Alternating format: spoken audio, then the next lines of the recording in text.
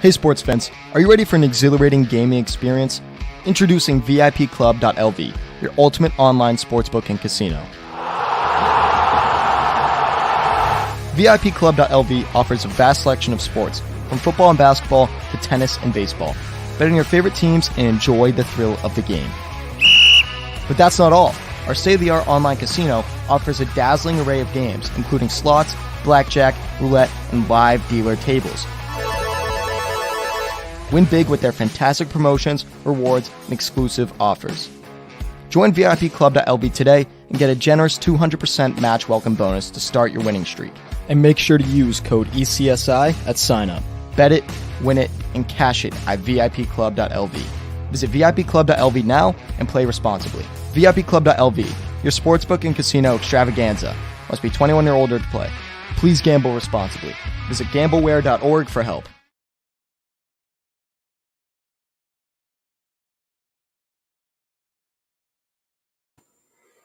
Good evening, sports fans from all around the globe. I am the co-host, Jeff Dawson, East Coast Sports Investors, and this is Chalk Talk Between the Lines, Wednesday, October 28th, June 2023. Our regularly scheduled Tuesday show with Scotty was pushed till today. We had about 4 inches of rain here back east in the last 48 hours. So I appreciate Scott. Been a busy day here at East Coast Sports Investors. As most of you know that are watching right now, Andrew McGinnis at 3 o'clock. Myself and Riley at 4:30 with the closing bell. Brady Cannon talking Rocket Mortgage PGA. Now myself and Scott going to talk some MLB. Shout out to our new sponsor, VIPclub.lv. Sign up bonus up to $200 free. No deposit required. One time only. Valid only verified accounts. Claim your bonus on the cashier section. Rollover does apply. Tell them ECSI sent you and JD, and they'll take care of you from there. The best customer service in the land. I can promise you that. Tonight, ECSI VIPs, we went in early with the Orioles. I didn't know Debbie Gibson was pitching. 3-0 Cincinnati as they kick a field goal in the first. I was expecting a lot of runs, as I told everyone in the closing bell with Riley Magnuson. So let's hope that the Oriole bats wake up as well. Tonight, myself and Scott going to do what we do, talk some MLB, as tonight is, for the Red Sox, is game 81. So they're 40-40, right at the halfway point. We will figure out what is expected in the second half with the locals and what Scotty might see in some potential futures. We were just talking backstage. A couple that no one's talking about. Shout out to Connor, who hit the 4-pack tonight. Connor, you are the man. Wishing myself and Scotty a good evening. So without further ado, and the Brujas, who I thought were live today, Scott, 2-0. And the Jays with a quick 2-0. So I bet you there's some homers going around. So without further ado, let's bring him in. The one and only Mr. Scott E. Webb. Good evening, sir. Yes, sir. It's Wednesday, not Tuesday, but it's all the same. Every day is the same. It's baseball day, but I will say this: it's getting closer to football season. Every day we keep moving the needle towards the end of July, and then getting into August. You know, shooting off some fireworks. Just don't blow off your fingers, everybody. We're at the break next Sunday, the All-Star break. Thoughts moving forward. You know, we brought up the San Francisco Giants that, again, everyone's talking about the Reds. Everyone's talking about the D-backs.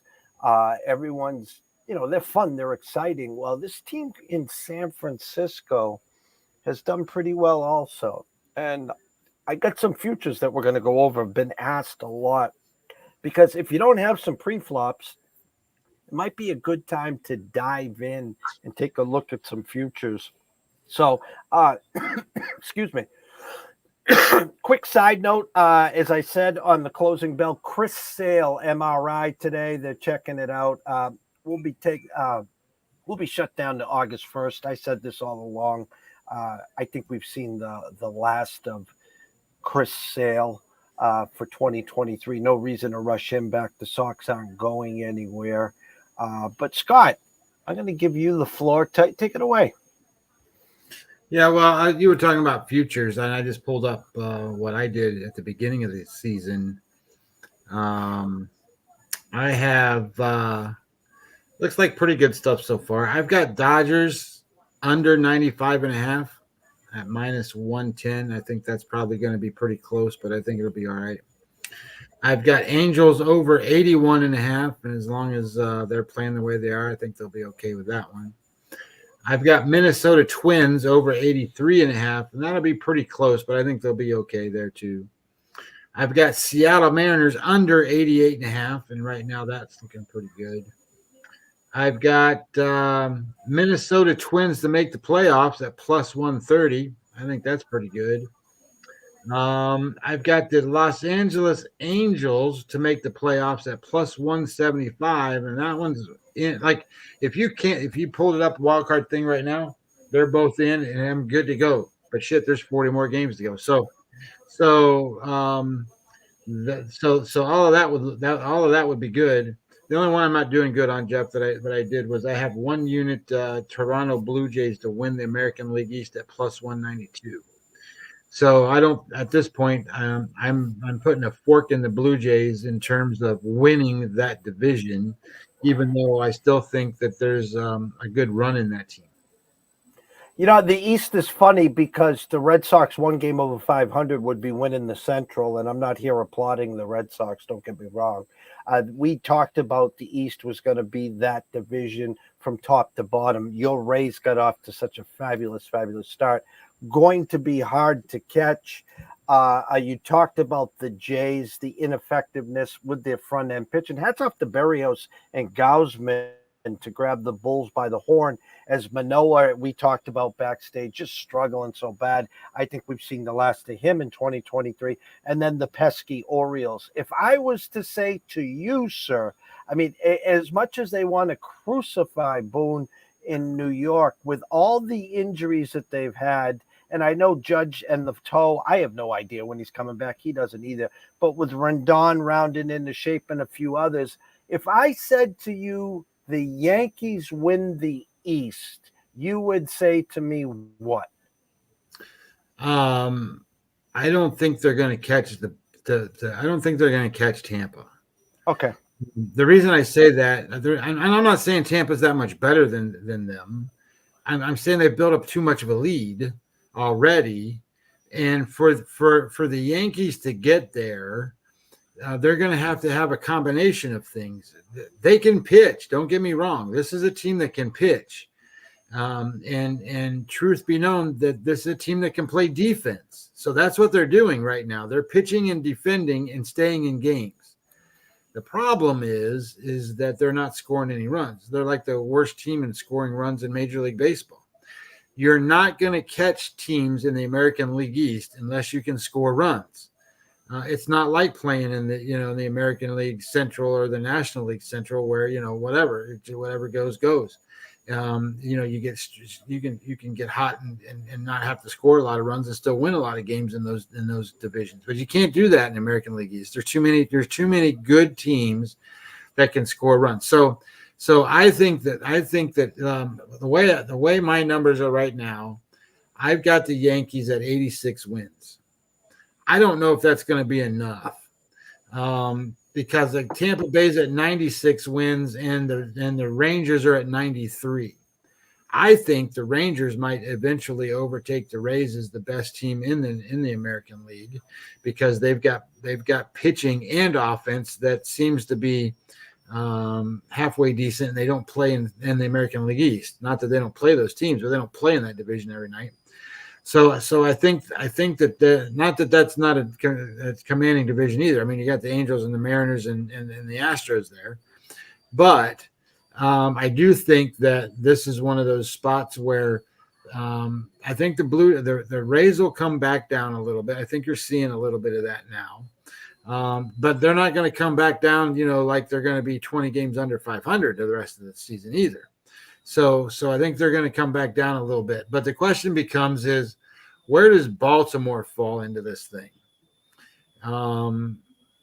So I think that depends on what happens in the trade deadline, because I think that's going to be a significantly important thing for a team like Baltimore.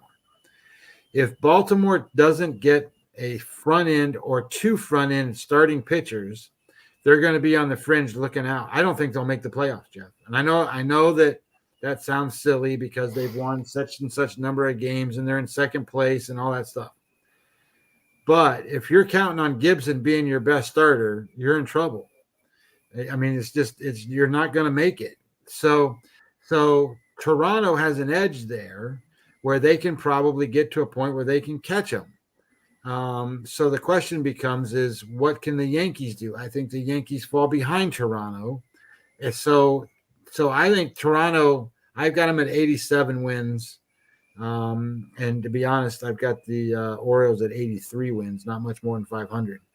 But that all depends on what happens, because I think their offense is good enough to carry them a little bit. But they're going to need two front end pitchers, because you go into the playoffs with these guys, and I don't think they're going to win. They're not going to match up. So think about who Toronto can put out there. They can put out Gausman, Barrios, those two guys.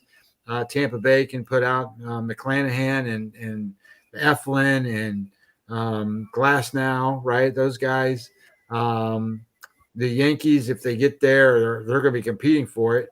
They're going to have Cole and they're going to have Rodon and everybody can say what they want to about Clark Schmidt, but Clark Schmidt's been really good, especially the last month.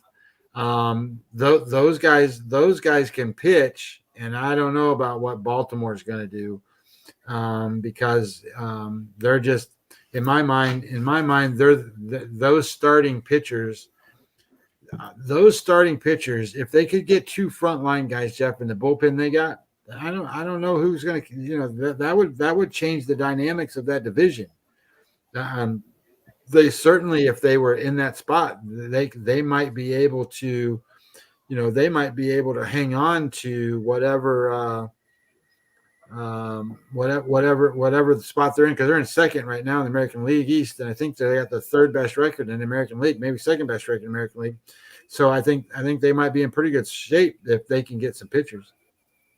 Well, the Blue Jays heard you talking about them. They put up a 5 spot. That's at Logan Webb where you're expecting dominance. You look at the San Francisco yesterday, muscling out a low-scoring win against Gausman. And then here comes Webb, who's supposed to be your ace that gives up a 5 spot in the first.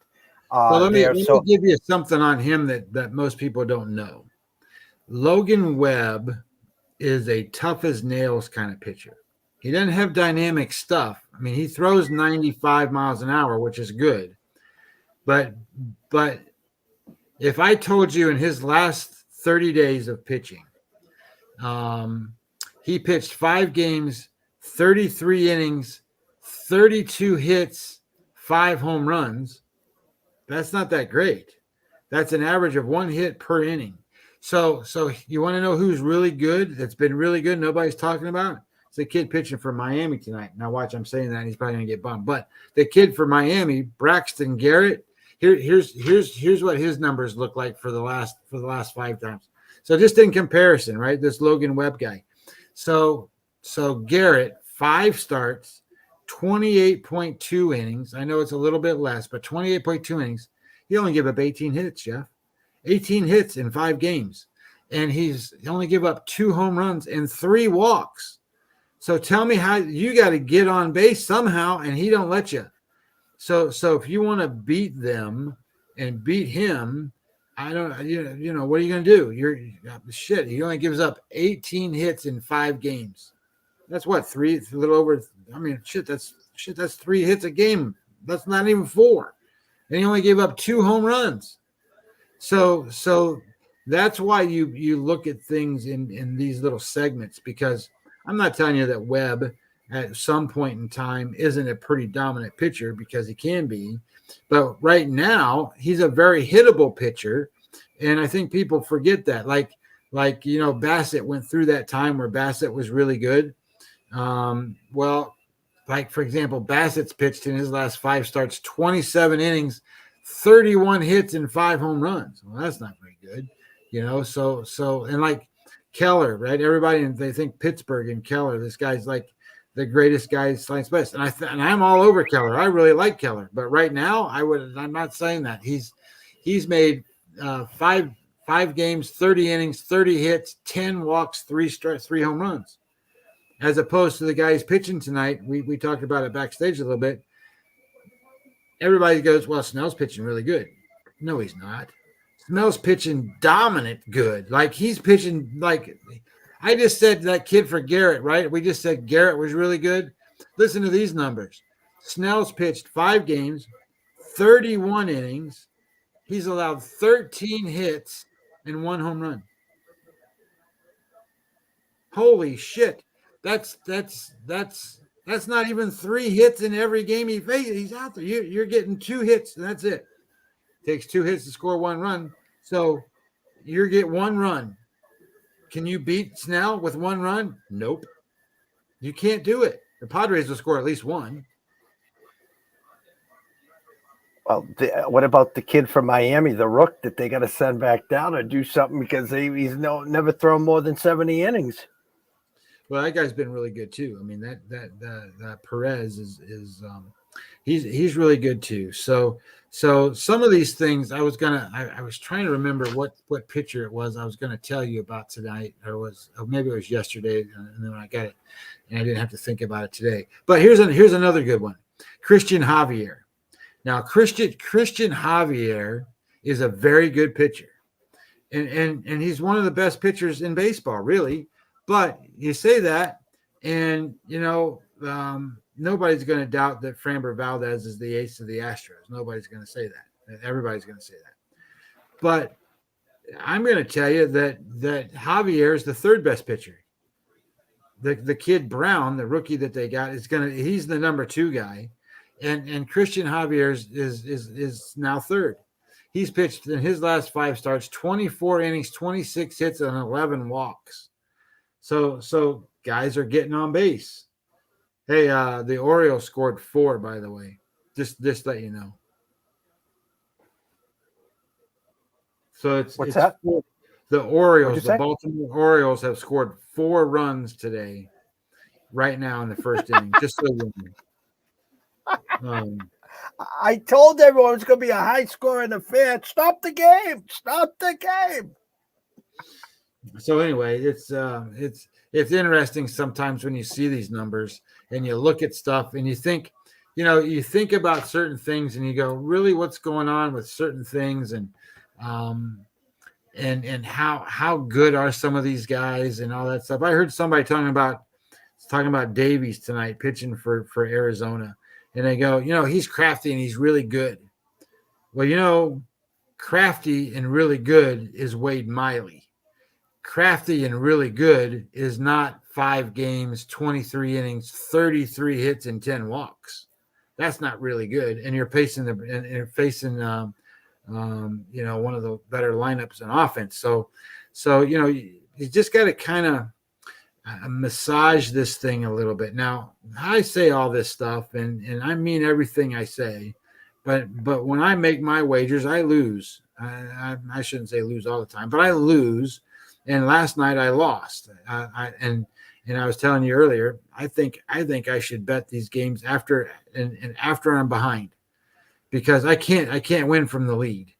I bet 4 games last night and goddamn lost all 4 of them. It's just enough to pull out whatever remaining hair I have, because it's just frustrating. But that brings up then another point, right? So we talked about you and I were on here, and we talked about the Padres, and everybody wants to talk about situational betting these days, and these SQDL guys drive me crazy.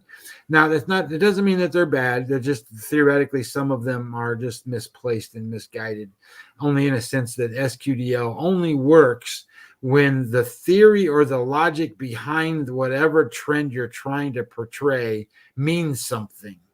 Meaning that it doesn't matter if you're trying to say, okay, well, this pitcher from June to August over the last 2 seasons is really good on Fridays and only when he plays against the American League East.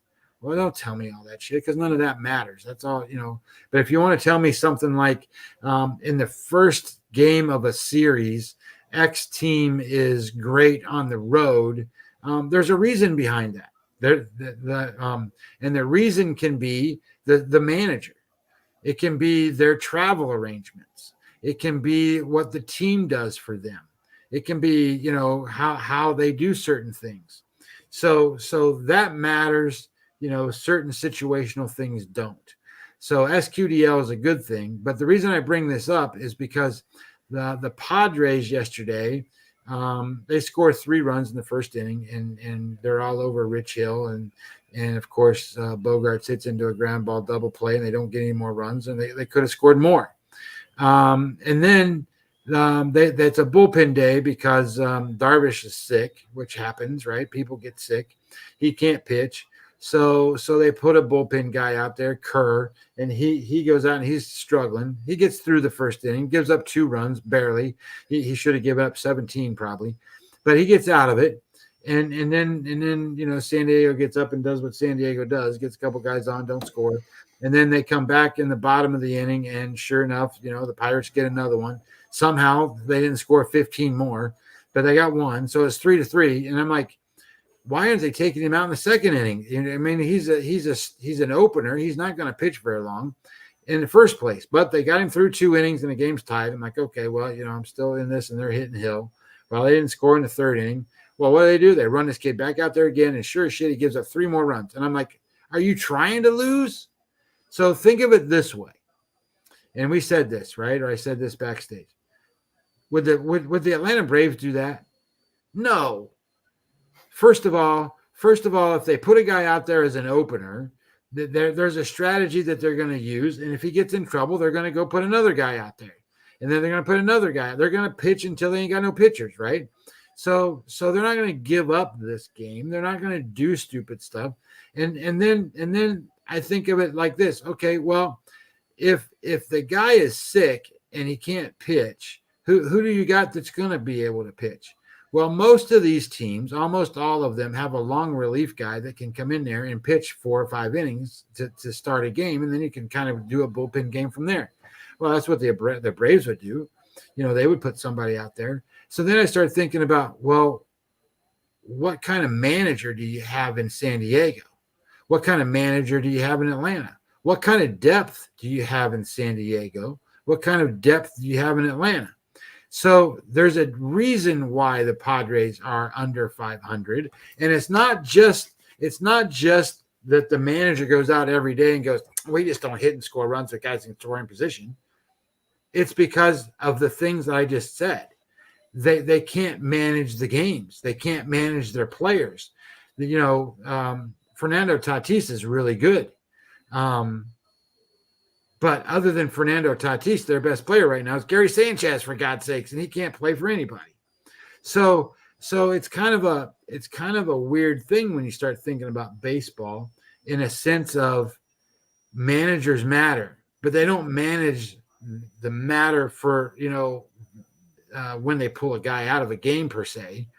It matters in how they do other things and manage situations. Look what's going on in St. Louis and all the bull crap that's going on in that city and those players and and all that stuff. And it's just bad, some of this stuff that happens. And these are multimillionaire players. And I think about teams like the Twins. I think the Twins in a lot of ways overperform, but in other ways underperform. You got a guy like Byron Buxton. You got to get figured out. That guy can be Ronald Acuna Jr. He can be, but they can't get him to stay on the field. They can't get him to play healthy. They can't get him to hit. They can't get him to be that superstar. Then you sign Kevin Correa for $75 bazillion, and he's batting 210, 219, something like that. Hasn't hit the home runs and the stuff that you got. And I want to say one last thing, because I know I'm kind of rambling, but I made a comment on here, I think it was the last time, and I talked about Juan Soto. And I talked about how Juan Soto was an overrated player, and I talked about how he was just a fraudulent guy. Well, let me say this, because I saw some of the comments that people made on those little snippets that you make and put out and stuff, and that doesn't bother me that they make comments and things. But the comment was that, okay, well, Juan Soto's supposed to draw walks. He's supposed to get on base. That makes him a good player. Okay. I get that, and I agree with that. But I think my comment on that show was, I would rather have Esteury Perez from the Oakland A's draw the 60 walks and let him steal 75 bases, okay? Because what Esteury Perez can't do is hit 40 home runs and drive in 100 RBIs. And that's what Juan Soto's job is. His job is to hit 40 home runs and drive 100 RBIs in. And when you walk 60 times or 65 times now or 70 times or however many times he's going to get up there and just walk, what that means is everybody else has to do his job. His job is to drive in the runs. So if you want him to walk and get on base, put him on leadoff spot. And if you guys that think I don't know what I'm talking about, because that's what I heard or saw on the notes or whatever, if you think that I'm wrong, think about who bats leadoff and why they bat leadoff. They're not RBI producers. They're run scorers. Now, Juan Soto can be a run scorer because everybody else drives him in and he can get on base. But where he bats in the lineup and what he's paid big money to do is hit 40 home runs and drive in 100 RBIs. Watch Fernando Tatis Jr. do that, and he missed 20 games. And then tell me that Juan Soto is a better player than Fernando Tatis Jr. Anyway, that was what I wanted to say, Jeff. No, and I said all along, the reason Soto is doing what he's doing is the fact that the nerds have taken over the game. And so when he comes for his contract next year, whatever your initials are for it, his on-base percentage is over 1,000 because of all the walks. Well, you can't say I'm not getting on base because I got 125 walks this year and I'm on base, 7 out of 10 times or whatever the stupid number is. And you're right. You are being paid to drive the ball, to knock runs in, to hit homers. I've said all along about the Padres. I really deep down thought they got Bogarts tied up for a long time now. They got Manny tied up for a long time now. I really think they were going to try to move Tatis so then they could get Soto tied up long term. Now, what I would do at this point is I am not paying for Soto. Now, he gets his contract somewhere. Now he'll take the bat off his shoulder and he doesn't care about the walks. And he'll start trying to hit homers and hit the gaps. Well, I just pulled up the numbers, and the number that you're looking for with the statistical data now is called WOBA, weighted on base percentage. And your typical average weighted on base percentage is around 330-ish, somewhere in there.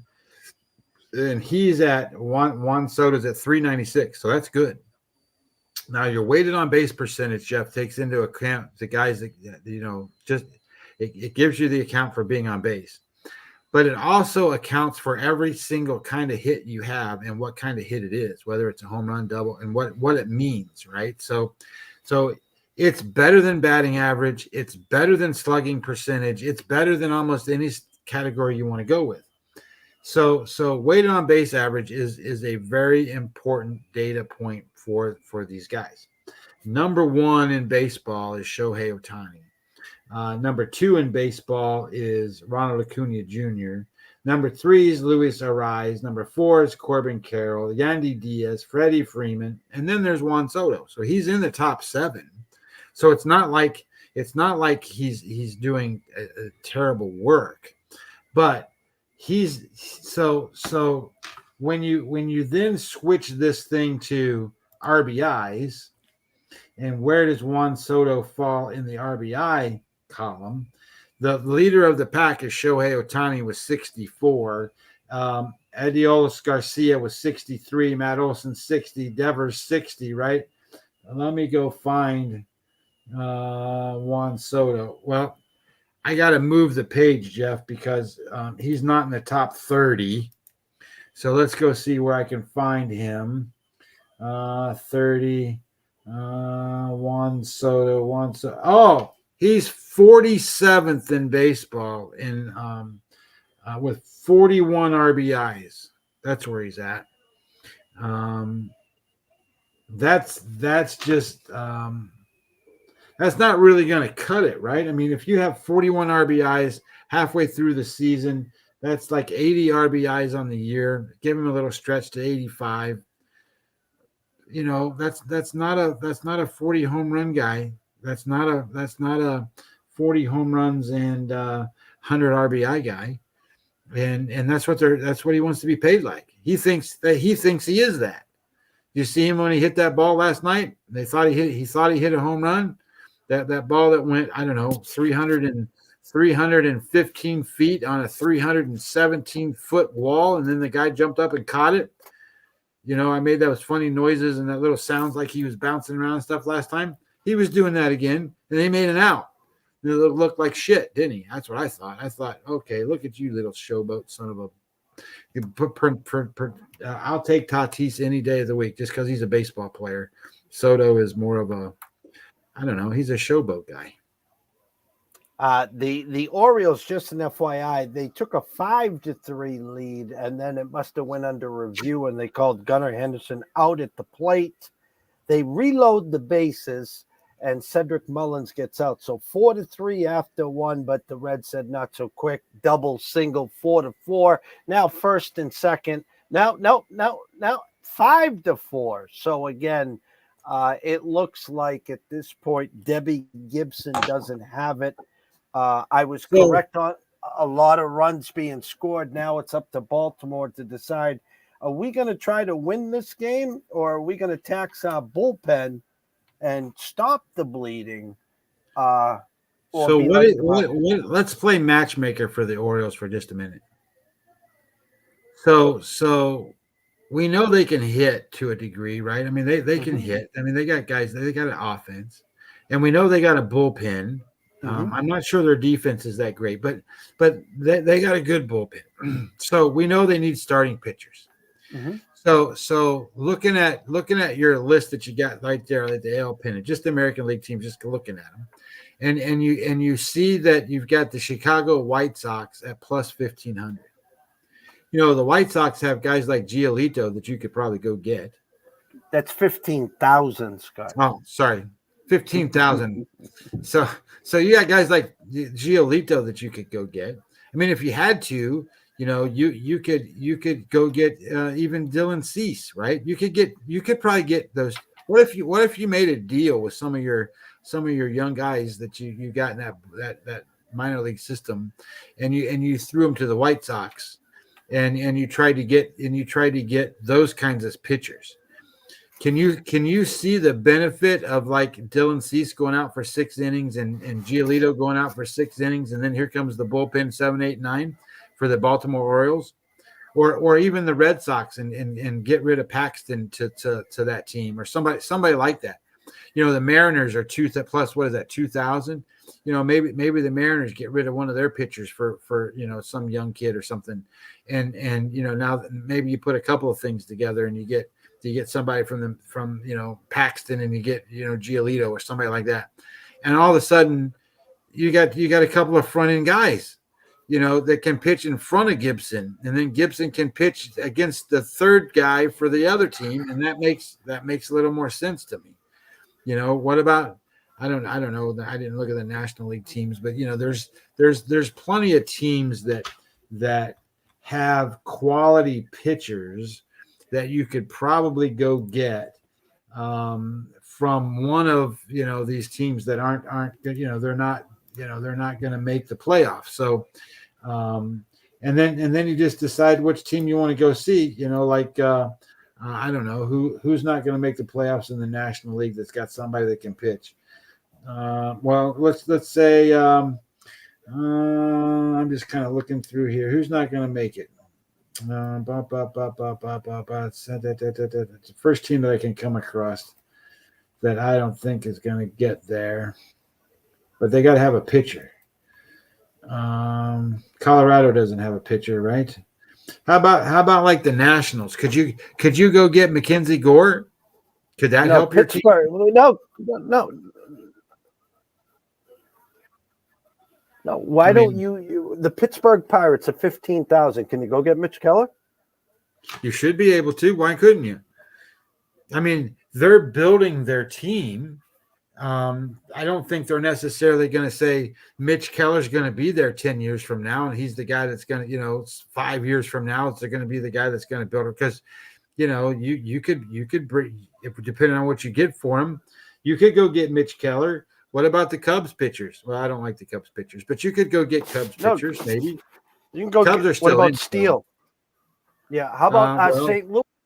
St. Louis. I think the biggest 10, problem with the Cubs is, I didn't like the Cubs all this time. Shit, they might win that division. It's like the teams like, but Steele would be a good pick. Stroman's going to be out there. He's already out there. Oh, He no, hasn't signed, Stroman's out there. You could go get Stroman.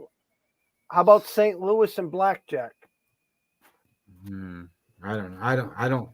I don't like any pitchers on that team right now. I mean, Montgomery's okay, but I don't like Jack Flaherty.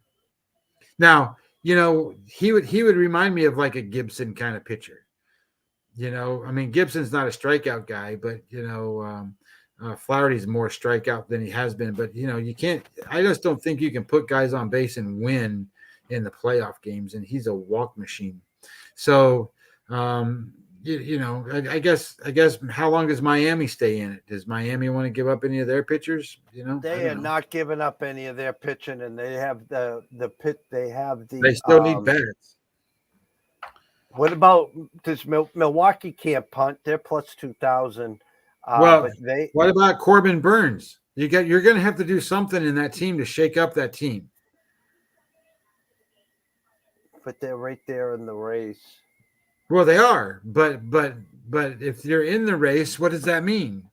That doesn't mean anything if you can't get to the promised land. If you can't win, who cares if you're in the race? I mean, I get it. That makes it fun and all that stuff. But I think that's a team that needs a shakeup. I think St. Louis is a team that needs a shakeup. Even though I think St. Louis has got the best roster in that thing that so how similar are the St. Louis Cardinals and the Baltimore Orioles? What do you mean? Neither one of them have good starting pitching, and they both have great bullpens, and they both have decent offenses. The St. Louis, the St. Louis 8-9. No one. This is my take. No one has a better 8-9 combination than the Orioles in the MLB right now. So since the Cardinals shifted their bullpen around a little bit and made Hicks the closer, how many games have they blown? The answer is 0. Hicks has closed them all. So I think they've got their mix right. I think their bullpen is right. So you get Hazley and you got whatever that one guy's name is. And then you got Hicks that comes out there. And they all throw 100 miles an hour and they all get you out. So they're really good in that bullpen. But my thought is that, that's probably a better offense than Baltimore, even though they don't act like it most of the time. And then secondly, the pitching is very similar. And you know what? The starting pitchers in Baltimore might be better than the starting pitchers in St. Louis. But they're similar. They're similar type teams. How do you win playoff games that way? I agree. I think what's going to end up happening, Scotty, is there's some teams that are out of it. Do they sell? The problem is nowadays with the wild card, the additional wild card, teams like my stupid ass Red Sox and the locals talked about it today. The fact that Tanner Houck is coming back, the fact that Trevor Story is coming back, the fact that potentially Chris Sale is coming back. They sell that to the locals. Those are our moves at the waiver wire, and then they'll pick up a jalopy, and they'll try to fix him, an Alec Manoa type, which obviously Toronto's not going to get rid of, but you understand what I'm saying there. Yeah, yeah. As the Reds lead 6-4, bottom of the second. Yeah. Moving forward, the breaks on Sunday. What do you foresee moving forward? What do your eyes see? What are you thinking, down the road?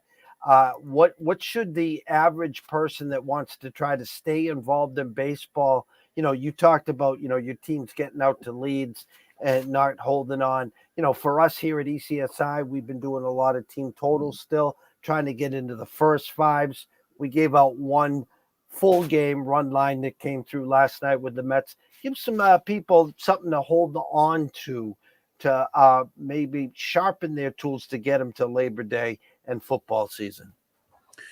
Well, I think baseball is, and especially now that we're getting ready to come to the last 80 games, that the first 80 games will be over.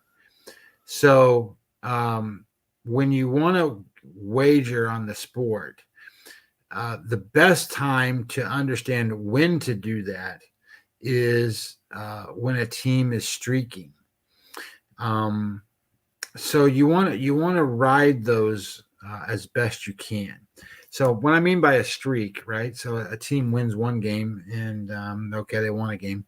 They win two games. That doesn't necessarily mean they're streaking, but it means that they're on the precipice of possibly having a streak. So when you see, I look at that one loss column and then I look at the one beside it, and I haven't been as studious to that as I should be. And I'm going to be very studious to that going forward, meaning that a lot of my plays, if I play at all, are going to only be on teams that are either winning 3-4 in a row and riding that streak, or I'm going to be on the other side where, okay, they've lost 3 games in a row or 2 games in a row, getting ready to be a third game or a fourth game or a fifth game. And I'm going to ride those streaks. Now, the typical wagerer is going to sit here and they're going to go, well, what about the odds? What about the numbers? What about the money line? What about the prices? Well, in some cases, you're going to have to pay a price. In other cases, you're not. But the bigger thing is, and what I guess the best way I can say this is, do you want to win or not? So I say that because, there was a time in my life, and it wasn't that far long ago, I used to preach this, that if you were going to bet anything minus 160, minus 150, minus one, then you were doing the wrong thing. And I don't think that's the case. Not in today's baseball. Now, I can pull it up real quick. I don't know that I need to, but I'll say it this way. Do you really know what the records are for home teams, favorites, and all that stuff? So let me tell you it this way. So on the season, favorites are 684 wins, 485 losses, 19 games closing at pick'em. Home teams are 624 and 560. Unders are 576 to 563. So unders come in more barely. Home teams win more by 10% or more, and favorites win all the time. I shouldn't say all the time. They win, 2/3 more, 1/3 more. So 33% more of the time, a favorite's going to win the game. Just go through the board. You got 9 favorites, 6 of them are going to win. It's kind of like that. Anyway, so when you're trying to balance your number, You got to understand who's winning. It didn't used to be this way. So that the game used to be that the underdog had more play in it. You could bet them and make more money. But I'm not seeing that anymore. Now, the other thing that I would also tell you, so getting back to the streak part of it, is that if you got a team that's winning, so right now the Atlanta Braves, I think they've won 4 straight games, and if you bet them tomorrow, that would be their 5th straight game. But what are you paying, right? So today, I think you had to pay for a guy you didn't even know who was going to pitch, and I think his name was Allred pitched or whatever, and he pitched well. He pitched Allard, that's who pitched, and he pitched for him last year, but he pitched against the Twins, who are a division-leading team in the other side, but he was minus 200. Okay, well, they won again. I think it was 3-0, something like that. 2-0, 3-0. So you got to play the games that win, and if you got to pay the price, you pay the price. And here's the other thing I will tell you: don't be afraid of the run line. Jeff and I talked about this back screen before I came on. If you bet the run line, home teams even, we don't normally advocate that, but we do more today than I've ever done in the past. The reason we haven't done that is because you got to cover 1.5. And if you got to cover 1.5 and you're the home team and you're ahead by 1, you don't get that bat in the 9th. So you don't get that chance. So you got 8 innings to cover that number. Now, what you got to figure out is your team offensively good enough to put up the number of runs required to cover that number, regardless of what the scenario is. Well, in looking at that and looking at those numbers and kind of how that plays out, 1 in 4, shouldn't really say it that way. It's kind of in between that. It's between 1 in 4 and 1 in 5. So let's just say it's 4.5. 1 in 4.5 times that you bet the run line as a home team, I shouldn't say it that way. 1.5 is the number. 4.5 times is the 1 in 4.5 times is the amount of times you're going to lose that game by that one run. So it's less than 25%, but it's more than 20. So what that means is if you bet, 10 bets and you're trying to cover the run line, that run line number will come into play 2 times, maybe 3 times in that spot, maybe 4 times at the most. So you're going to win 6 of those other times. You're going to win 7 of those other times. So I think understanding that the balance of Major League Baseball games has changed, where run line should be an optional play every day for you, and playing on streaks every day for you, that can focus you in on just a handful of teams every day. And if you focus in on those handful of teams, I think you'll do okay, because you're going to be making bets that are more likely to win than lose. So they're EV positive situations. And if you do that 1,000 times, you're going to win more than you're going to lose. But you're going to have nights where, you lose all 4 of them. I did last night. But the idea that any team can beat any team in Major League Baseball is very true. And the other thing I would tell you is teams get excited around trade deadline time, especially teams that have been fighting all year long, and then the front office goes and gets them somebody that can help. I'm not talking about going and get him some backup shortstop that's going to give the guy a break. I'm talking about they're going to put a guy in the lineup that can bat 3rd or 4th or 5th in the lineup and help him, or they're going to bring on a guy that pitches 1 or 2. That team gets fired up. So when that happens, watch for that and sort of understand that, in the next day or 2, you should be betting on that team, because the momentum is high. Baseball's 162 games for a reason.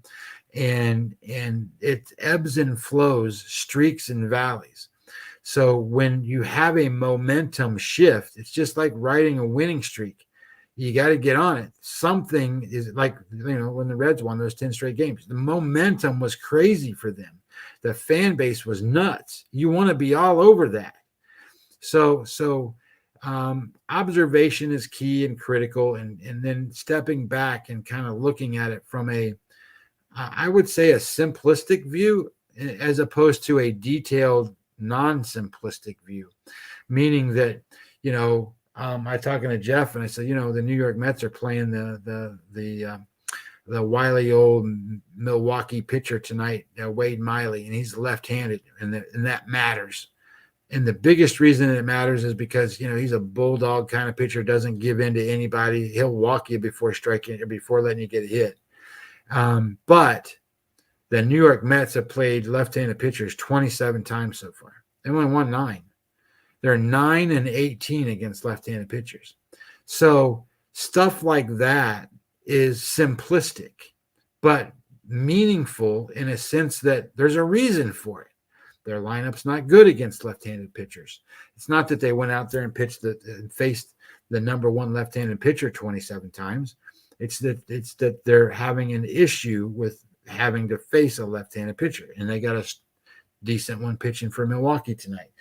Texas on the other side has played 22 games against left-handed pitchers, and they are 14-8. So they've won 14 times in those 22 times.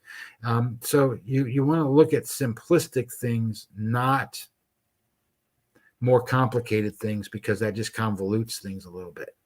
Anyway, Jeff, I think that when you're talking about, what to look forward to and what to kind of break down, I think if you just look at streaks, you look at momentum, you kind of keep things a little bit simple. I talked about the run line a little bit. I talked about kind of, favorites are leading by a lot, way more than they ever have in the past.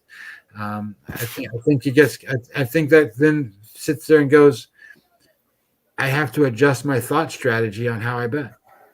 And what I'd like to say, wrapping up today, is the reason I brought this subject up is it's easy for people to quit and throw in the towel. Listen, this is our 8.5 year of the dog days of summer.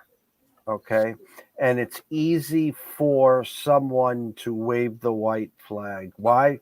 Well, because the wife is starting to complain. The girlfriend's starting to complain. The fact is the kids are out of school. The fact is that we're going to the Cape for the summer, to the cottage. Can't you take a break? It's only 6 weeks till football. Johnny's got soccer camp. Louisa's got swimming lessons. And the fact of the matter is, instead of digging deep, because the market hasn't caught up to some of these teams, there's still some big favorites that are overpriced. You would puke right now if I told you that the Padres are plus 900 to win the National League pennant, and the Giants are plus 1,000. The market is wrong. Okay. And the fact of the matter is, Astros scored 3 in the first. Everyone's out there doing, popsicle sticks, and we're looking to cash. Well, the Cardinals said not so quick. They scored 4. ECSI VIP. Newt bars. Over 1.5 hits, runs, RBIs. Cash. That's 2 props we cashed in the first inning. My point is, there's a million ways, as you and I say, to peel that onion back. There's a million ways to cash a ticket. Don't give up now. We're at the halfway point. I don't care if football's coming in 6-8 weeks. We'll get to it when we get to it. And how many times are you and I talking about in September about the first week of college football and the first week of the NFL? And, oh, by the way, no one's talking baseball. That's when you get some of the ripest games, is in September, because the books push them to the side. Well, that's the best time too, in a sense that you got call-ups at the end of the season, so some teams aren't really trying to do anything. Some teams are trying to make the playoffs. Some teams are trying to do all kinds of different things, and you've been watching it this long, right? And the latest numbers I saw is that this is probably, I don't want to say I don't remember what year it goes back to. I think it's 2017, maybe before that. And maybe it was way before that. I don't know. That this has been the most successful, highest rated, most attended baseball season in the last 10 years. Maybe longer than that. I don't know. I'd have to go back and check the record. I don't hold me to that 10-year number, but it's like that. It's like 8 years, 10 years, something like that down the road. So as you've been paying attention and watching it and getting excited about certain things, I think that it's going to give you the benefit as a wager person. I don't like to say wagerer because that doesn't even sound right. As a bettor, it's going to give you the opportunity to take advantage of what you've learned, because each team plays 162 games, and it's a struggle for a lot of these teams to get there at the end. And some of these teams are going through it, man. I mean, the Kansas City Royals are terrible. The Detroit Tigers are terrible. The Oakland A's are terrible. Colorado Rockies, I would tell you, are just as bad as the Oakland A's. They're terrible. So the Washington Nationals aren't much better. They're in that kind of Detroit Tiger range. Who are these teams? So you're gonna find that some of these other teams are gonna show up in there. What if the White Sox start selling off their players? Well, they're not going to be any damn good either, and they're already no good. So they get rid of some of their better players, they're going to be worse than the worst teams. So just take advantage of a lot of things that can happen and come your way while you're studying for football or whatever you're doing, or whatever your nights look like, wherever you find your time to entertain yourself or whatever you do. I tend to sit there and go, okay, well, I need to go find some football information, here's one football thing. I keep seeing this and it's driving me insane because there are good people in our lanes, Jeff, good people in our lanes. And they're doing this. They're going, look what I got. Now this is last year's book. Okay. And it just happens to be right here on my desk because I keep I put tabs in them. I read everything, I'm doing all my homework. Now, let me ask you this question. How many of those books were published, do you think? From Phil Steele? A million? Yeah, right? So here's another one, right? Everybody's seen this one too, right? Mark Lawrence's playbook, right? Yep. So, and then they bring out the Athlons and they bring out the Lindys and they bring out all these. Okay, so here's what I'm going to tell you. If you think you're going to get smart by reading those books, you got another thing coming. And the reason I tell you that is because you're reading the same information as a million other people's reading. You don't need to read the information that a million other people are reading. You need to read the information that 100 other people are reading, but that's good. So find your information. Be careful where you get it from to make sure it's valid, make sure it's good.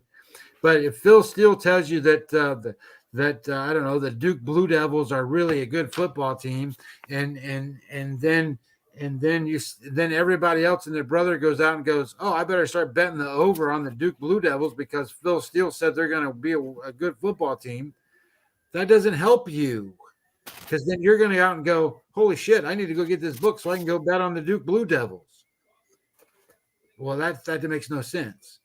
So I think that the better way to do it is I have Phil Steele's book, so don't tell me that I read it.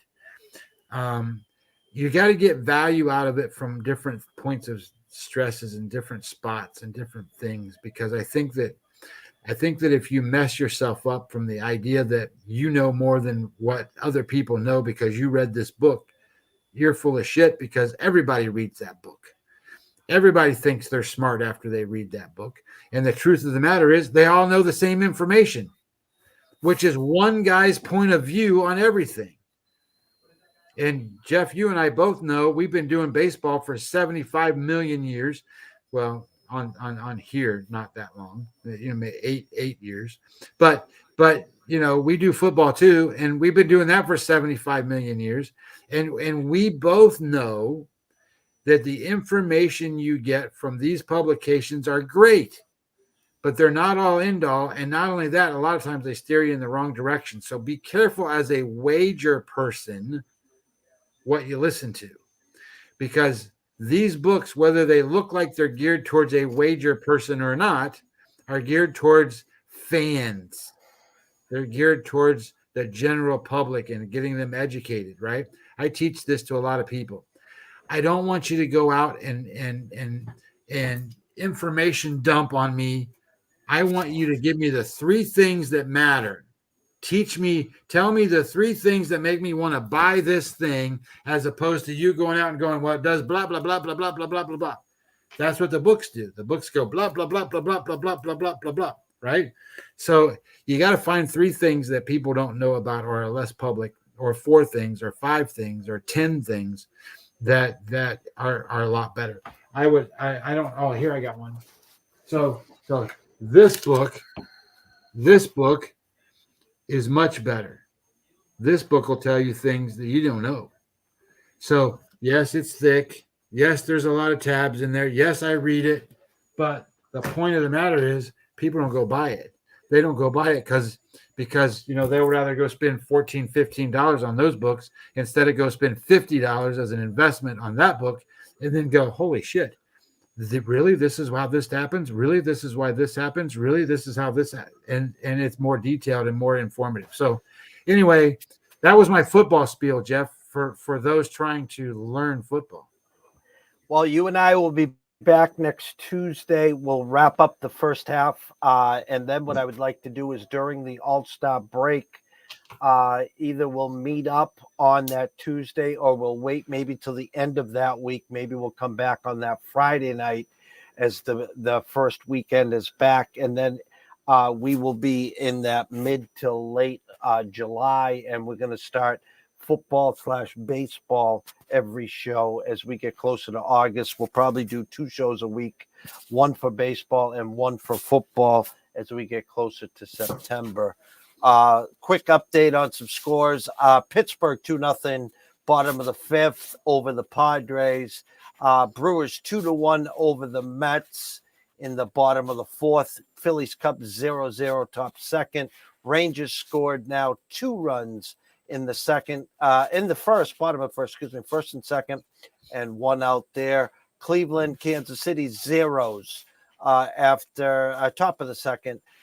Cincinnati, top of the 4th, 6-4. Toronto, 5-1, bottom 5 over the Giants. 1-1, top of the 6th, Marlins and Red Sox. And bottom of the 2nd, 4-3, Houston. Scotty, where can they find your work? Well, better on Twitter. I mean, it's just follow me at Webby20MLB. It's just easier. I put a website together. I redesigned the website earlier this year. It was great for a lot of stuff, but I haven't had time to really put a lot of stuff on there. So you can go there. I mean, it's not going to hurt anything. It's MLB-daily.com. But there's not going to be any new data or any new articles or anything that I put up there. I was trying to get to a point where I could write some articles and do some stuff every so often, at least weekly, and put it up there. But you just run out of time in a day, Jeff, when you're handicapping. So you just never sleep. So anyway, it's easier to find me on Twitter and watch me on your show. Go follow Scotty at Webby20MLB. Go check myself at EC Sports Invest. It's been a long day here. Tomorrow is Thursday. Myself and Riley will be back in the afternoon for the closing bell. 1:30, Pop DiBiase will be on live from LA. And Friday, we're not sure what's going on yet. So thank everyone here. Congrats to Connor on the 4-pack. Connor, you're a trooper. Much appreciated.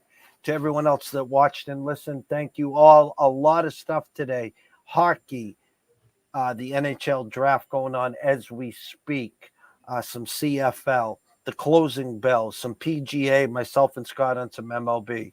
So it's been a great night. Thanks to all behave yourself. Enjoy the action tonight. We got a lot going on here, and we'll catch up to you mañana.